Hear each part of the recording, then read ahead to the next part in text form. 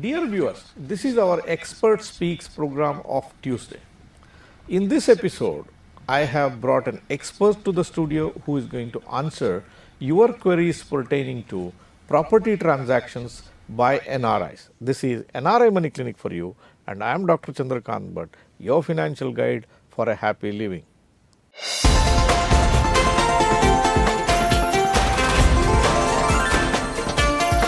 NRI Money Clinic. No hype, just the right advice. Dear viewers, to answer your queries pertaining to the property transactions by NRIs, I have brought to the studio a very eminent faculty this week, Mr. S.S. Naik. Mr. S.S. Naik is a practicing chartered accountant with over 3 decades of experience, a very illustrious personality, a man who has produced close to 200 odd television shows on a subject called Business Tonic, helping the business community and the general public in creating awareness on the financial aspects of running the business. He is also the chief mentor of Atal Incubation Center NITTE, which is started by Niti Aayog of India. The man has been awarded with several awards. He has appeared on several television channel shows including Zee Business. He is a prolific speaker on All India Radio, a man with so many achievements in life. Welcome to the show, Mr. S.S. Naik. Thank you, Dr. Bhatt. Mr. Naik, my audience is quite well versed with various aspects of real estate transactions. We had produced videos on this particular topic earlier with your friends like Mr. D.B. Mehta, Chartered Accountant Sri Ram, Dhanush Bolar, and so many of that. After watching this episode, the audience has left behind so many comments. They run into hundreds. And I want you to answer the specific queries of my audience today. The questions are grouped into 3 different aspects of property transaction. I have grouped them as legal implications of property transaction, financial implications of property transaction, and the tax implications of it. To keep the length of the video short, so we will do 3 separate videos on this. For today, I want you to answer their questions pertaining to the legal implications of property transactions by NRIs in India. Kindly help us with these questions. I will ask you these questions one by one. Sure. Okay. Mr. Naik, whether the NRIs can invest in Indian real estate, is it a blanket approval or are there any restrictions? Can you briefly tell for the benefit of audience what they can do or what they cannot do? Non-resident Indians, they can invest in property in India, all types of properties, residential property, industrial property and commercial properties. But they are barred from investing in agricultural land, plantation property and farmhouse. Okay. That is the FEMA guidelines. Can the OCIs also invest in this real estate? OCIs also can invest in real estate, but there is one restriction for OCIs. Citizens of Pakistan, Bangladesh, Sri Lanka, Afghanistan, China, Iran, Nepal, Bhutan, Macau, Hong Kong, Democratic People's Republic of Korea. These 11 countries citizens, they are not allowed to acquire property in India except they can hold any property for a lease up to 5 years. Okay. Other than this list of countries what you read through right now, Correct. Other OCIs can own the properties as detailed or as answered by you earlier. Correct. Right? Correct. Okay. One another question that is asked is, can a NRI gift an immovable property to another NRI? NRI generally they are not permitted to gift their properties to another NRI. But some specific cases, if they want to do so, then prior permission of the Reserve Bank of India is required. Okay. So there is no general permission, prior permission is required. Right. One commonly asked questions by many is, can an NRI have HUF in India and whether such HUF can invest in immovable properties? It's a very beautiful question. NRIs can also have HUF in India and HUFs can also have NRI status. Ah, The status depends on management and control of the affairs of HUF. If it is wholly or partially controlled outside India, it is treated as HUF with NRI status. okay. So that's possible. Correct. Right. Many of the audience have asked me one question. While buying property, I am an NRI. What are the modes of payment I can resort to pay for the seller? NRIs can make payment out of their inward remittances either from NRE account or from NRO account. They are permitted to make payment for purchase of property, but they are not permitted to deal in property by travelers checks or foreign currencies. So you mean to say the normal banking channels you can make the payment? Correct. But you can't bring cash in the form of physical currency or bring a traveler's check and pay it to a seller. That's not possible. Not permitted. So you use the banking channels. Yes. Right. Okay. My next question to you, which is asked by the audience, is: can a NRI jointly own properties with a resident Indian? Is it possible or is it prohibited? No, it is permitted. NRIs can own property with NRIs also. Okay. NRIs can own property with residents also.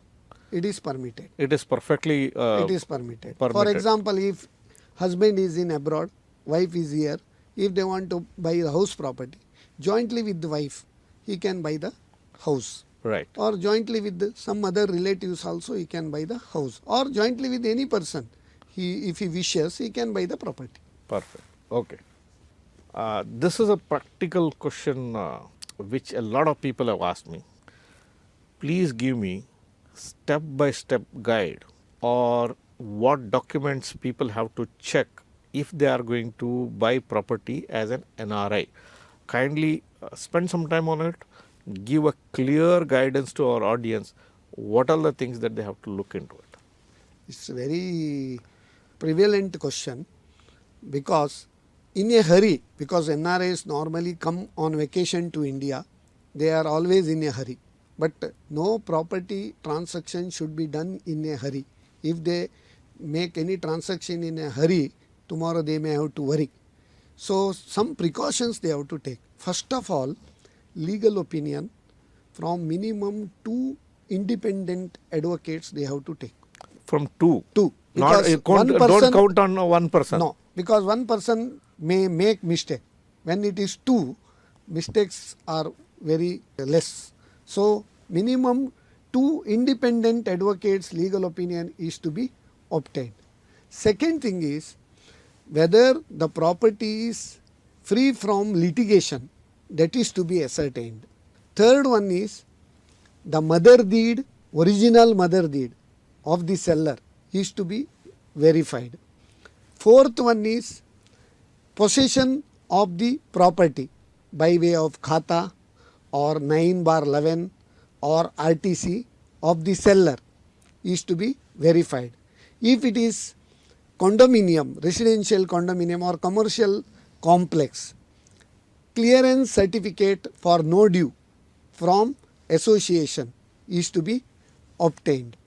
Then whether the property is encumbered or not, 30 years encumbrance certificate better to obtain. 30 years? 30 years. Some banks they may insist only 13 years, some banks they insist for 30 years. But it is better to have encumbrance certificate, nil encumbrance certificate of 30 years. And whether the property is free from all the local authority taxes, whether they have been regularly paid or not. The latest tax paid receipt, including the earlier tax paid receipts, are to be verified.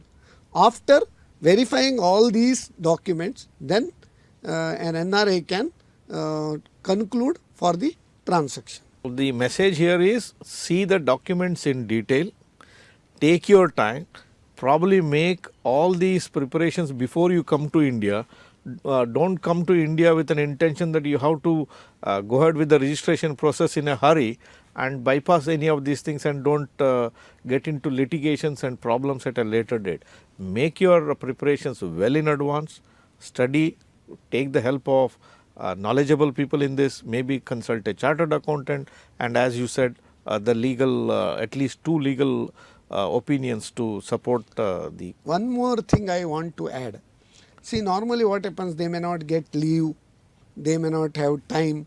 In absentia, if somebody recommends they want to buy property, better to avoid such things. Unless you see the property properly, you should not buy, because seeing is believing. Okay. Otherwise, what happens tomorrow, if any disadvantages are there, once it is bought, it is very difficult to set right. That is the reason better to seeing is believing. You should not hurry while buying any properties. Right. Okay. One of the question asked by the audience is, I have inherited some of the properties. I have no intention to come and settle in India. I have already accepted a citizenship of some other country, or I am a permanent resident in another country. If I have inherited that property, which includes maybe agriculture land also, can I repatriate that money outside of India? If yes, how much? Under what scheme can I repatriate this money?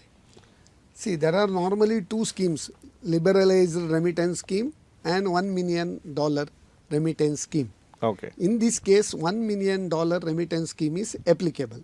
But while making repatriation, whatever applicable and due taxes on transfer of the property is to be paid, and Form 15CA is to be filled by the SSC, and it should be certified by a chartered accountant in Form 15CB, stating that all the taxes have been already duly paid, and based on this certificate he can make outward remittance. Remittance. So it is perfectly possible. Perfectly possible. You have to pay the taxes, and Correct. you give that 15 CB certificate, which is certified by a chartered accountant. Then it is possible. So if you are a NRI, the limitation is up to $1 million per year. Correct. Repatriation can be done. Correct. Right. It is one more thing I wanted to add. $1 million per member. If there are many members, multiple members are there, joint properties. Per person per year. Per persons per year. Okay. That beauty is there in this. So if there are siblings, two brothers, two sisters, or Correct. whatever it is, then Correct. each member, person can do. repatriate so much of a money per Correct. year. Correct. Okay, fine. Mr. Naik, one last question for you in this episode. Banks auctioning property is a day-to-day affair. There are countless advertisements which keep coming. Somebody has not paid to the bank has attached this property, it is up for auction. Can an NRI participate in such an auction? Is it safe? If they can participate in this auction, what precautions that they have to take? What is that message you have for our audience? It is a beautiful question. Normally people are under the impression that bank auction means properties are free from all the flaws. That is a myth. Even if it is a bank auction property, before paying that 10% as a bid amount, they should ascertain the title of the property from two independent advocates, as I have mentioned. Whatever precautions you take while buying property from independently from others, same precautions you have to take when you buy in auction. One thing. Second thing is, in auction it is a time bound program. 10% at the time of bidding you have to pay. Soon after acceptance of successful bid, you have to pay 15% immediately. Then within 30 days you need to pay the remaining entire amount. Before going or participating in auction, you should be rest assured that entire amount is in your kitty. People may say, I can apply loan, out of that I will buy that. But sometimes what happens, if the loan process takes more time, then here this 30 days time will lapse. Once this 30 days time lapses, normally banks forfeit ruthlessly whatever amount paid, 10 plus that 15%. That's why you should be very careful while buying bank auction properties. But normally what happens, bank auction properties, they are available bit cheaper than the market rates. If you take proper precautions, you can definitely buy from bank auction properties, and from the same bank, if the loan is sanctioned, then it is easy for them, because only transfer from one loan account to another loan account that bank will normally do. Or if they want to take loan from some other bank on their existing properties, they can take loan and keep funds ready, so that this unnecessary risk can be avoided. Right. But you said that even though it is a bank auction property, why documents need not be in order? See, our assumption is that when a bank gives a loan, it verifies all the document. Only when everything is perfectly in order, they lend the money. Now you are telling here that even though it is coming for an auction from the bank, there can be flaws in the documentation. How is it possible? See, normally what happens, sometimes documentations over a period of time, due to governmental regulations, they add more and more rules. Say for example, property card. If they make property card compulsory, now just 1 or 2 or 3 years before, 10 years before, that property card was not in existence. And in some cases, earlier rural properties, 911 was not necessary, RTC was enough. Without 911, now you cannot buy the property, you cannot register also. So over a period of time, additional documentation might have been necessitated. While the earlier borrower taking the loan from their bank, these documents were not compulsory. Now additional documents might have been imposed by the government. So as on the date of buying, what are all rules, regulations, khata, in some municipalities and other things, e-khata rules have come. Now e-khata, without e-khata you cannot register the property. Earlier that rule was not there. So while buying any property, buyer beware. Whoever may be the seller, he may be your kin and kith also. When you pay, you should exercise all your precautions while buying the property. You said that 911. What is that 911?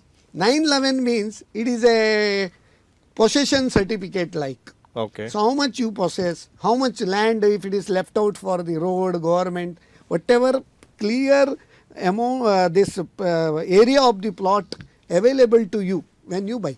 Okay. That is a 911 certificate. 911. And in some cases in cities, that is approval by the development authority is also required, single site approval. Right. That is also a must. For example, in Mangalore, MUDA approval is required for a plot. In that MUDA approval, what happens? Suppose present road width is less. As per their MUDA, if the road width is more, so certain portion of the property will go to road. That's why you will ascertain when MUDA approval is done, you will come to know that how much your property will go for road also. So while making payment, though that amount which will go to road, you can deduct also. Right. So these are the precautions you have to take. In nutshell, while buying a property, you should not do any hurry. If you make any hurry, you may worry. People may think that it's available at very cheap, let me buy in a hurry. No, it may be cheap, but cheap is always costly. You should exercise your precaution in all the property transactions, because once you make any transactions, later on it is very difficult to change. One more thing I want to advise these people, sale deed. While drafting the sale deed, there may be some mistakes may be done. So rectification deed sometimes they may have to do. But in such cases, very difficult to, once the seller takes his consideration, he may not show any interest in Coming forward cooperation for making rectification deed and all. You have to read each sentence, each word, each comma, each survey number, name, everything pakka. Then based on that only you have to sign the sale deed. Right. Okay. Mr. Naik, that has been a very lucid explanation given to the queries raised by my audience. We remain in gratitude for your kindness to come to the studio, spend your time, explain in detail the provisions of law, and I presume my audience will be much more informed today with the property transaction. Thank you very much for your time and efforts. I will interview again on other aspects of property transactions by NRIs very, very soon again. Thank you Doc- very much. Dr. Bhatt, I should thank you for enlightening this NRIs while purchasing the property. Even purchasing and selling also, they should exercise proper precaution. Definitely, I should thank you for enlightening your NRI audience. Dear viewers, hope the video that I have done would have helped you to get answers to the questions that you have raised in the comment section of the videos when we did our earlier videos on property matters. If it did help you to get the answers you have sought for, please like this video. If you are a person who is watching my channel for the first time, or if you are yet to subscribe for the channel, please hit the subscribe button and press the bell icon. Don't forget to share this video with your near and dear ones. Thank you very much for watching this episode on NRI Money Clinic. I shall be back with you next Tuesday with yet another expert, with yet another useful topic for you. Press the bell icon for more details and subscribe our channel.